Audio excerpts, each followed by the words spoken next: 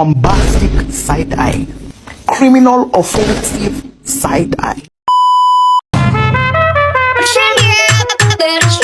Tersempit, berdiri tegar walaupun sulit, tak mampu bersaing silakan pamit. Ya, oke gas, tambah 2 torang gas. Bismillahirrahmanirrahim. Assalamualaikum warahmatullahi wabarakatuh. Halo Sobat Akuntan, perkenalkan saya Nadila M, mahasiswi IAIN Kendari dari Prodi Manajemen Bisnis Syariah, Fakultas Ekonomi dan Bisnis Islam. Nah, tujuan saya membuat video kali ini untuk memenuhi UTS pada mata kuliah pengantar akuntansi. Dan di sini juga saya akan mempresentasikan dan membahas tentang materi yang telah saya rangkum dari materi 1 sampai dengan materi 6. Mari kita simak! Nah, Sobat Akuntan, sebelum kita langkah lebih jauh, mari kita kulik apa sih pengertian dan garis besar dari akuntansi tersebut. Nah, akuntansi sering disebut sebagai the language of business. Hal ini karena kegiatan akuntansi sering digunakan di kalangan dunia usaha. Secara umum, kata akuntansi berasal dari bahasa Inggris, yaitu account, yang berarti perkiraan. Dan secara luas, akuntansi dapat didefinisikan, akuntansi adalah surat seni untuk melakukan pencatatan, pengkelompokan, pengikhtisaran, dan pelaporan serta penganalisisan terhadap transaksi-transaksi ekonomi perusahaan guna pengambilan suatu keputusan. Nah, Sobat, itu dia pengertian dari akuntansi. Mari kita lanjut ke slide berikutnya. Nah, Sobat, setelah tadi kita mengetahui sama-sama pengertian garis besar dari akuntansi, sekarang aku mau ajak kalian untuk mengetahui apa saja proses-proses akuntansi. Nah, proses akuntansi akan terus berulang setiap periodenya, mulai dari transaksi keuangan sampai dengan penyusunan laporan keuangan. Proses akuntansi terdiri dari 3 tahap, yaitu yang pertama pencatatan dan penggolongan, yang kedua pengikhtisaran ataupun peringkasan, dan yang terakhir pelaporan dan penganalisisan. Oke, itu dia tadi proses akuntansi. Mari kita next ke slide berikutnya. Nah, di dalam akuntansi terdapat juga prinsip-prinsip. Ada 5 prinsip dasar akuntansi, yang itu prinsip biaya historis, prinsip pengakuan pendapatan, prinsip mempertemukan, prinsip konsistensi, dan yang terakhir prinsip pengungkapan penuh. Mari kita next ke slide berikutnya. Nah, Sobat, selanjutnya kita masuk di klasifikasi perusahaan. Dalam klasifikasi perusahaan ada 3 jenis perusahaan, yaitu perusahaan jasa, perusahaan dagang, dan yang terakhir perusahaan manufaktur. Oke Sobat, mari kita next ke slide selanjutnya. Nah, selain itu, Sobat, kita harus mengetahui konsep perusahaan dan bisnis itu apa. Nah, menurut Raymond Gloucester dalam bukunya menyatakan bahwa perusahaan diartikan sebagai sebuah organisasi yang memproses perubahan keahlian dan sumber daya ekonomi menjadi barang atau jasa yang ditunjukkan bagi pemuasan kebutuhan para pembeli, serta diharapkan akan memberikan laba bagi para pemiliknya. Jadi fokusnya lebih mengarah kepada organisasi, sedangkan konsep bisnis di sisi lain diartikan sebagai seluruh kegiatan yang diorganisasikan oleh orang-orang yang berkecimpung di dalam bidang perniagaan, produsen, perdagangan, konsumen, dan industri di mana perusahaan berada. Selanjutnya kita next ke slide terakhir tentang pembahasan materi 1 ini. Nah Sobat, ini slide terakhir di materi 1, yaitu peran akuntansi dalam perusahaan dan penggunaan akuntansi. Nah, pihak-pihak yang berkepentingan menggunakan laporan akuntansi sebagai sumber informasi utama untuk mengambil keputusan. Informasi lain pun juga diperlukan dalam pengambilan keputusan perusahaan. Informasi-informasi tersebut ditampung menjadi satu, dianalisis, dan pada akhirnya dipakai sebagai dasar untuk pengambilan keputusan. Sebagai suatu sistem informasi, akuntansi sangatlah diperlukan, baik celah pihak internal perusahaan maupun dari luar perusahaan. Secara garis besar, pihak-pihak yang memerlukan informasi akuntansi adalah manajer, investor, kreditor, dan yang terakhir instansi pemerintah. Baik, itulah tadi pembahasan mengenai materi kelompok 1, yaitu akuntansi dan perusahaan. Mari kita lanjut ke pembahasan berikutnya.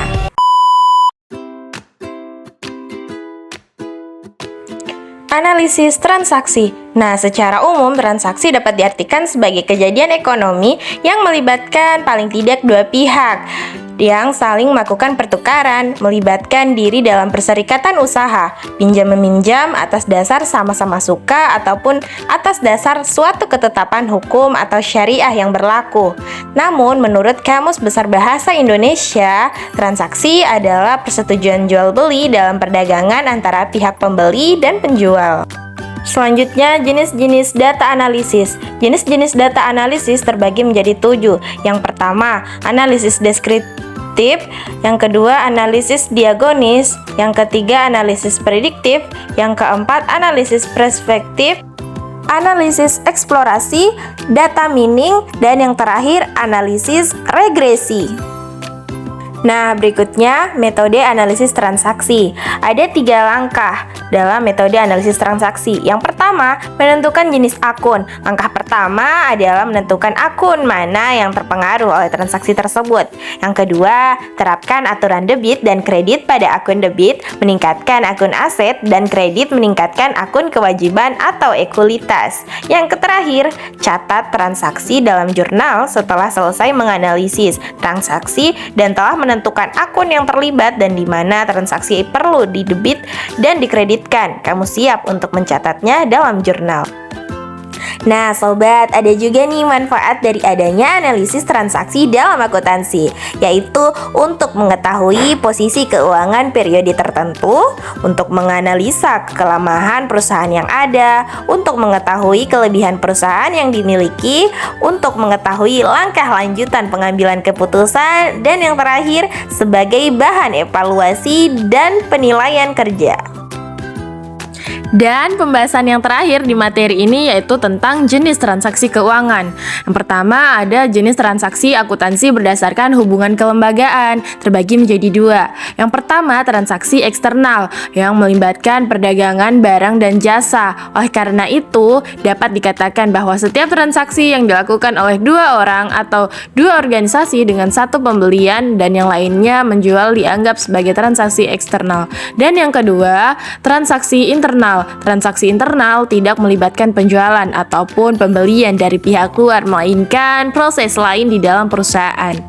Dan bagian yang kedua, jenis transaksi akuntansi berdasarkan metode pembayaran. Nah, dia juga terbagi menjadi 2. Yang pertama, transaksi tunai adalah bentuk transaksi yang paling umum yang mengacu pada transaksi dengan penggunaan uang tunai. Yang kedua, transaksi non-tunai.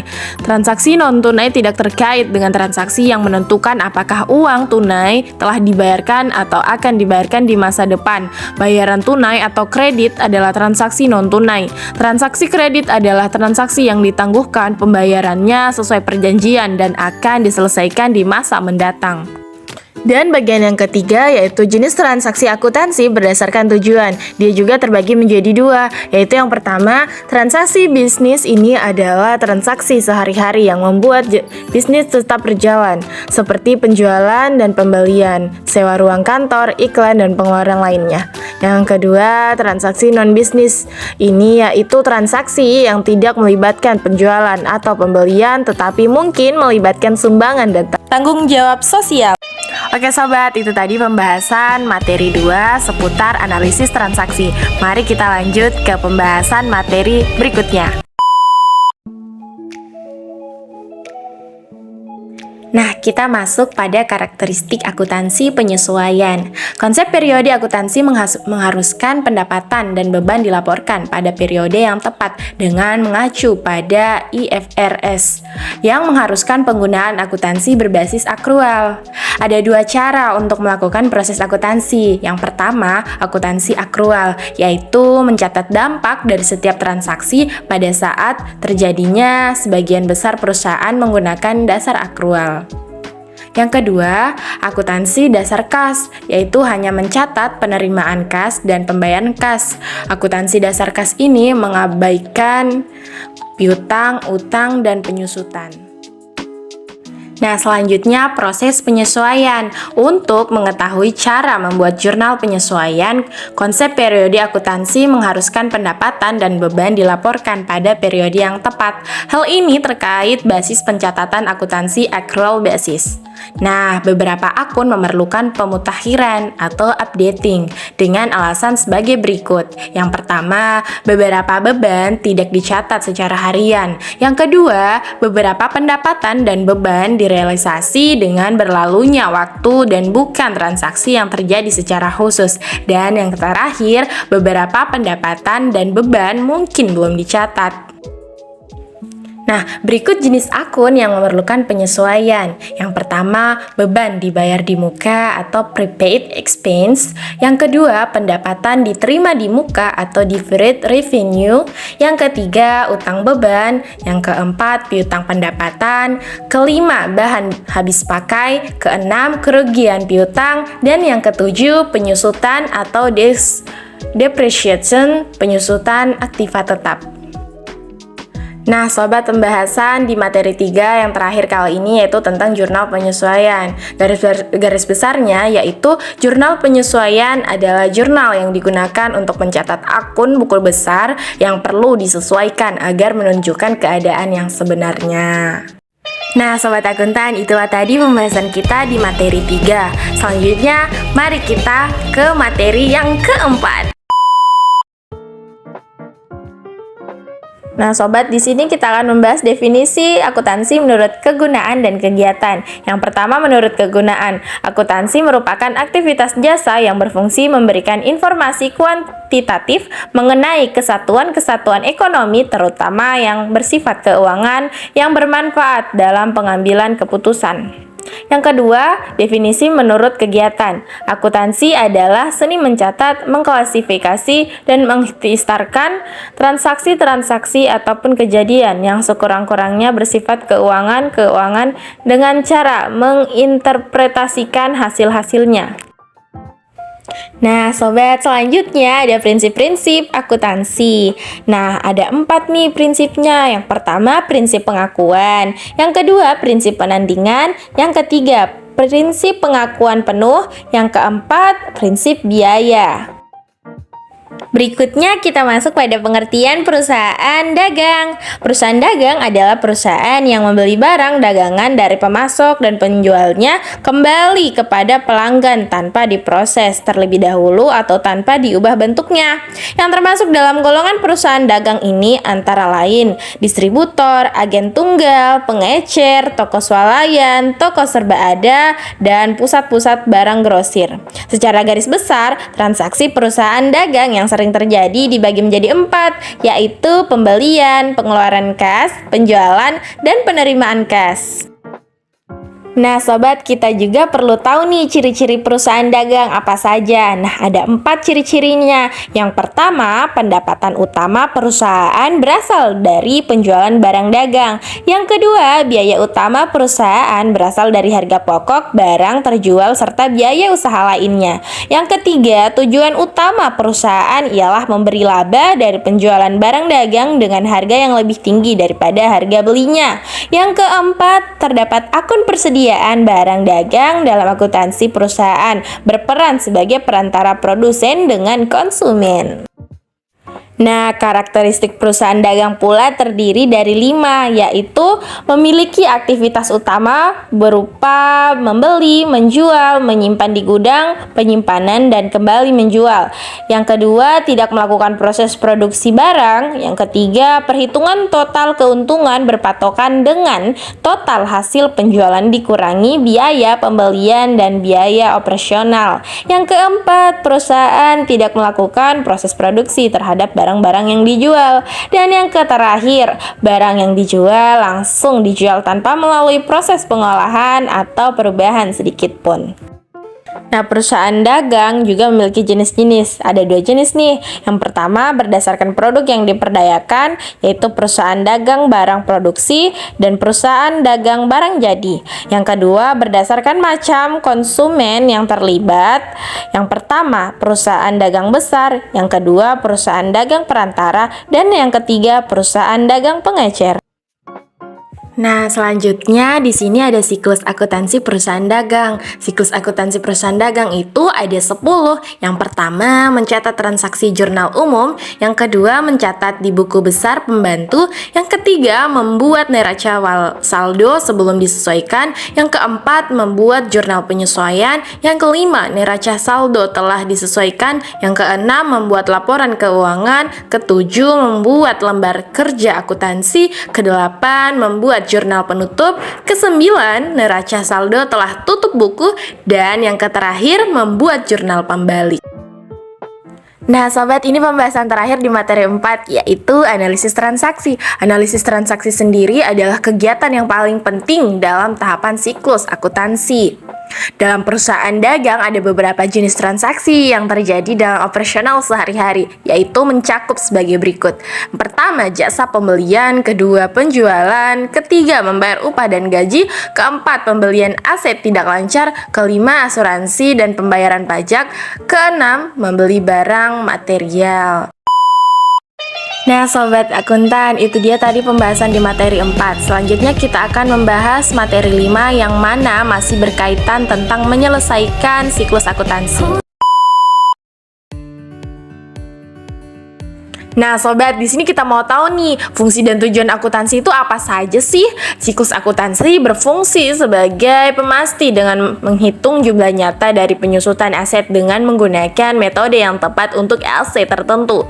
Adapun fungsi siklus akuntansi meliputi pencatatan transaksi, pengklasifikasian transaksi, penyesuaian, penutupan, penyusunan laporan keuangan, serta audit dan pemeriksaan. Adapun tujuannya yaitu akuntansi adalah mengumpul dan melaporkan informasi keuangan suatu bisnis, juga untuk menyediakan informasi dalam bentuk laporan yang berisi keuangan, hasil usaha, dan perubahan posisi keuangan lainnya. Adapun langkah-langkah dalam siklus akuntansi yaitu sebagai berikut. Yang pertama, identifikasi transaksi adalah tahap pertama dalam siklus akuntansi. Yang kedua, merekam transaksi dalam jurnal. Ketiga, merekam transaksi dalam buku. Keempat, penyesuaian akhir periode. Dan yang terakhir, membuat laporan keuangan. Nah, sobat, di dalam proses siklus akuntansi ada 3 tahap nih. Tahap yang pertama, pencatatan bukti transaksi, di mana tahap pencatatan bukti transaksi merupakan suatu proses mengumpulkan dan mencatat bukti atas suatu transaksi yang telah disetujui oleh perusahaan dan disusun ke dalam buku harian atau jurnal umum. Yang kedua, tahap pengikhtisaran. Pada tahap peringkasan ini kita harus melalui dalam beberapa langkah seperti berikut. Yang pertama, neraca saldo. Kedua, jurnal penyesuaian. Ketiga, kertas kerja. Keempat, jurnal penutup. Kelima, neraca saldo setelah penutup. Dan tahap yang ketiga yaitu tahap pelaporan. Ada beberapa tahap untuk melakukan analisis laporan akuntansi sebagai berikut. Yang pertama, laporan laba atau rugi. Yang kedua, laporan perubahan modal. Yang ketiga, kertas kerja. Keempat, jurnal penutup. Dan yang kelima, penutup akun buku besar. Dan yang terakhir yaitu penyelesaian siklus akuntansi. Ada 3 bagian juga. Yang pertama, neraca lajur. Seringkali menggunakan kertas kerja atau worksheet berupa neraca lajur untuk mengumpulkan dan meringkas data mereka butuhkan dalam rangka menyiapkan laporan keuangan. Dan yang kedua, jurnal balik. serta ketiga jurnal penutup. Nah sobat, itu tadi pembahasan kita di materi 5. Sekarang kita akan pindah ke pembahasan materi yang terakhir, yaitu materi 6. Nah sobat, pembahasan yang terakhir yaitu adalah akuntansi persediaan. Persediaan berdasarkan pernyataan standar akuntansi pemerintah berbasis akrual nomor 5 paragraf 4 PP nomor 71 tahun 2010 adalah aset lancar dalam bentuk barang atau perlengkapan yang dimaksudkan untuk mendukung kegiatan operasional pemerintah dan barang-barang yang dimaksudkan untuk dijual dan diserahkan dalam rangka pelayaran kepada masyarakat. Suatu aset dapat diklasifikasikan sebagai persediaan bila memenuhi salah satu kriteria sebagai berikut. Yang pertama, barang atau perlengkapan supplies yang digunakan dalam rangka kegiatan operasional pemerintah. Yang kedua, bahan atau perlengkapan supplies yang akan digunakan dalam proses produksi. Yang ketiga, barang dalam proses produksi yang dimaksudkan untuk dijual atau diserahkan kepada masyarakat. Dan yang keempat, barang yang disimpan untuk dijual atau diserahkan kepada masyarakat dalam rangka kegiatan pemerintahan. Nah, adapun tujuan dan fungsi persediaan adalah sebagai berikut. Yang pertama, menghilangkan resiko keterlambatan datangnya barang ataupun bahan yang dibutuhkan perusahaan. Yang kedua, menghilangkan resiko dari materi yang dipesan berkualitas tidak baik sehingga harus dikembalikan. Yang ketiga, sebagai salah satu alternatif dalam mengantisipasi bahan yang dihasilkan atau diproduksi. Yang keempat, mempertahankan stabilitas operasi perusahaan atau menjamin kelancaran arus produksi. Yang kelima, mencapai penggunaan mesin yang optimal. Yang keenam, memberikan pelayanan kepada langganan dengan sebaik-baiknya dengan memberikan jaminan tersedianya barang jadi. Dan yang ketujuh, membuat pengadaan atau produksi tidak perlu sesuai dengan penggunaan atau penjualannya. Nah, fungsi persediaan terbagi menjadi 3. Yang pertama ada fungsi independensi, yaitu di mana persediaan memiliki fungsi agar perusahaan dapat melakukan proses produksi meski supplier tidak dapat menyanggupi jumlah dan waktu pemesanan barang yang dilakukan perusahaan dengan cepat.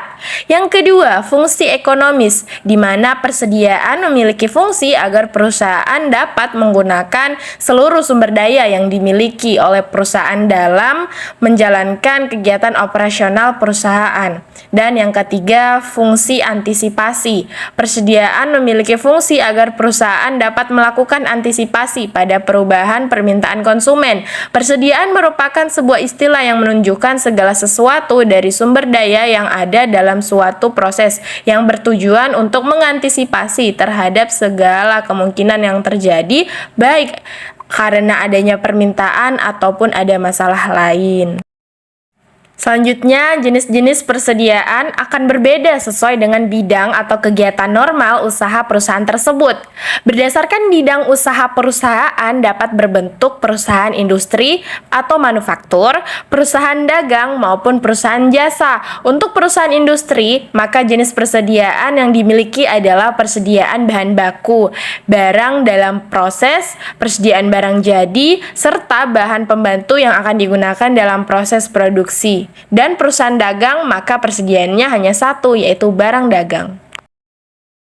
Nah, pembahasan yang terakhir di materi 6 ini yaitu metode penilaian persediaan. Ada beberapa macam metode penilaian persediaan yang umum digunakan, yaitu sebagai berikut. Yang pertama, alokasi harga. Yang kedua, metode masuk pertama, keluar pertama. Yang ketiga, metode masuk terakhir, keluar pertama. Oke guys, itulah tadi pembahasan dari materi 1 sampai dengan 6. Gue Nadila ngucapin sekian dan terima kasih. Gue pamit undur diri karena kalau maju saingan ya teman sendiri. Jangan lupa like dan komen guys.